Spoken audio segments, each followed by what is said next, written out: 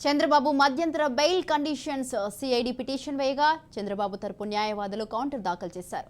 ఇక దీనిపై AP high court విచారణ చేపట్టగా ఇరువైపుల వాదనలు వినిపించారు. ఇరుపక్షాల వాదనలు విన్న న్యాయస్థానం తీర్పు రిజర్వ్ చేసింది.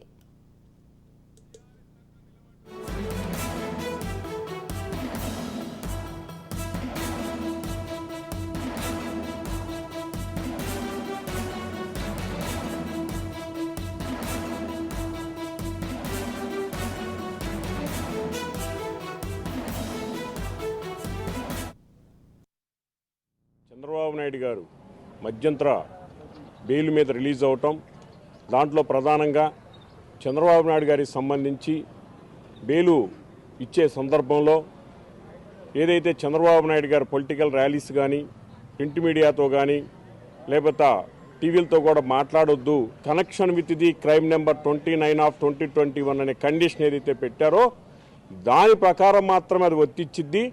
కాకపోతే ఈరోజు మరి ప్రభుత్వం తరఫున సిఐడి అథారిటీస్ తరఫున ఏదైతే ఐఏ నెంబర్ 4/2023 చంద్రబాబు నాయుడు గారికి సంబంధించి రిలీజ్ అయిన సందర్భం నుంచి అనుసరించి అడిషనల్ కండిషన్ ఇంపోజ్ చేయాలని చెప్పేసి కోర్టులో మరి పిటిషన్ దాఖలు చేయడం జరిగింది.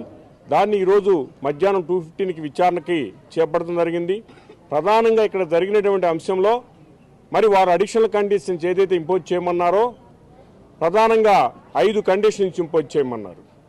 ఒకటి, చంద్రబాబు నాయుడు గారు ఎక్కడా కూడా ఏ ప్రింట్ మీడియాలో కానీ పొలిటికల్ స్పీచెస్ కానీ పొలిటికల్ యాక్టివిటీస్లో కూడా పాల్గొనొద్దని చెప్పేసి ఒకటి కోరటం. 2, ఏదైతే చంద్రబాబు నాయుడు గారు మెడికల్ ట్రీట్మెంట్ ఇచ్చారో ఆ మెడికల్ ట్రీట్మెంట్కి సంబంధించి కన్ఫైన్ అయి ఉండాలని చెప్పటం. అన్నిటికన్నా ప్రధానంగా మరి 2 డిఎస్పీలని మేము మరి ఈ ఇంటీరియర్ ఏదైతే ఆదేశాలు ఇచ్చారో దాన్ని అనుసరించి మేము వాళ్ళని అకంపెనీ చేస్తాం చంద్రబాబు నాయుడు గారికి అని చెప్పేసి ఆ విధంగా ఆదేశాలు ఇవ్వాలని చెప్పేసి కోరటం జరిగింది. చంద్రబాబు నాయుడు గారికి సంబంధించినటువంటి ఆల్రెడీ కండిషన్ ఇంపోజ్ చేశారు కనుక ఏదైతే ఇప్పుడు చెప్పామో క్రైమ్ నెంబర్ 29/2023 21/2023 సంబంధించినటువంటి 21కి సంబంధించినటువంటి క్రైమ్లో మిగతా కండిషన్కి సంబంధించి ఏదైతే ఉన్నాయో దానికి సంబంధించి చంద్రబాబు నాయుడు గారికి సంబంధించినటువంటి మెడికల్గా ఆయన తీసుకునే ట్రీట్మెంట్ని బట్టి ఆయన ఎక్సర్సైజ్ చేసే ఫండమెంటల్ రైట్స్ ఏవైతే ఉంటాయో చేసుకునేటువంటి అవకాశాలు సుప్రీంకోర్టు పలు విధాలుగా చెప్పింది తప్పితే ఎక్కడా కూడా ఏ కోర్టు అయినా సరే బెయిల్ కండిషన్ ఇంపోజ్ చేసేటప్పుడు ఒక ముద్దాయికి సంబంధించినటువంటి ఫండమెంటల్ రైట్స్ని ఇబ్బంది పడే విధంగా చేయొద్దు. కేవలం కోర్టుకు సంబంధించిన కేసుల్లో మాత్రం ఆ క్రైమ్కు సంబంధించిన అంశాలు మాత్రం ఇంపోజ్ చేయాలి. అదే అంశమే కాకుండా అసలు ప్రాసిక్యూషన్కి పవరే లేదు. ఇదంతా total discussion of the court విచక్షణాధికారం ప్రకారమే ఏ కండిషన్ ఇంపోజ్ చేయాలనేది కేసు పురపరించి చేయాల్సిన పరిస్థితి తప్పితే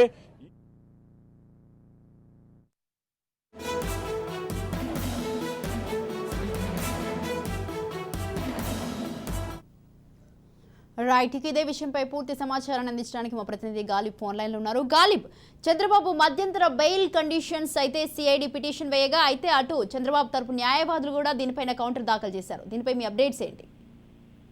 చంద్రబాబు మధ్యంతర బెయిల్ కండిషన్స్ పై సిఐడి నిన్న పిటిషన్ దాఖలు చేసింది. ప్రధానంగా చంద్రబాబుకు సంబంధించి మధ్యంతర బెయిల్ నేపథ్యంలోని కొన్ని నిబంధనలు కఠినంగా పెట్టాలనేది మాత్రం ఇందులో పేర్కొంది.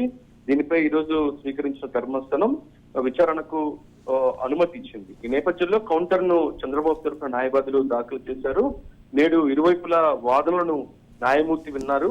తీర్పును రిజర్వ్ చేయడం జరిగింది. ఎల్లుండి ఆర్డర్స్ ఇస్తామనేది మాత్రం హైకోర్టు న్యాయస్థానం తెలిపింది. అంటే ప్రధానంగా మన వాదనలు చూసినట్టయితే చంద్రబాబు తరఫున న్యాయవాదులు మాత్రం కోర్టు ఆర్డర్స్ ఎక్కడా చంద్రబాబు అతిక్రమించలేదు, చంద్రబాబు మాట్లాడటం అనేది ఆయన ప్రాథమిక హక్కులో భాగమే తప్ప అతిక్రమణ ఎక్కడా జరగలేదు అనేది మాత్రం తమ వాదనలు వినిపించారు.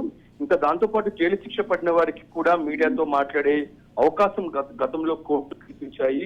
ఈ నేపథ్యంలోని సిఐడి చెప్తున్న షరతులన్నీ హక్కులను హరించే విధంగా ఉన్నాయనేది మాత్రం చంద్రబాబు తరఫున న్యాయవాదులు కోర్టుకు తెలపడం జరిగింది. కేసు దర్యాప్తుపై ఎటువంటి ప్రభావం చూపుతుందో సిఐడి అధికారులు చెప్పలేకపోతున్నారు అనేది మాత్రం కౌంటర్ గా చంద్రబాబు తరఫున న్యాయవాదులు తమ వాదన వినిపిస్తే, మరోపక్క సిఐడి తరఫున న్యాయవాదులు మాత్రం జైలు నుంచి బయటకు వచ్చిన చంద్రబాబుకు సంబంధించి మీడియాతో మాట్లాడిన పెన్ డ్రైవ్ తో పాటు జైలు నుంచి షరతులతోని మధ్యంతర బెయిల్ తో వచ్చిన వ్యక్తి దాదాపు 13 గంటల పాటు రాజమండ్రి జైలు నుంచి విజయవాడ వరకు ర్యాలీగా వచ్చారు అనేది మాత్రం హైకోర్టు ధర్మాసనం దృష్టికి తీసుకెళ్లారు. దాంతో పాటు కోర్టు ఆర్డర్స్ ఉన్న తర్వాత కూడా చంద్రబాబు మీడియాతో ఎలా మాట్లాడతారు అనే దానిపై కూడా కోర్టుకు దృష్టికి తీసుకెళ్లడం జరిగింది.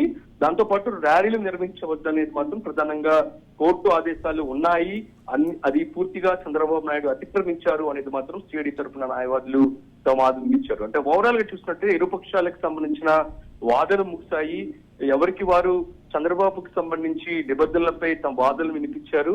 ఈ నేపథ్యంలో రెండు పక్షాలకు సంబంధించిన వాదనలను నోట్ చేసుకున్న హైకోర్టు ధర్మాసనం తీర్పును ఎదురు చేసింది. ఎల్లుండి ఆర్డర్ ఇస్తామనేది మాత్రం తన ఆదేశాల్లో పేర్కొంది. Right, thank you Ghalib, thanks for the details.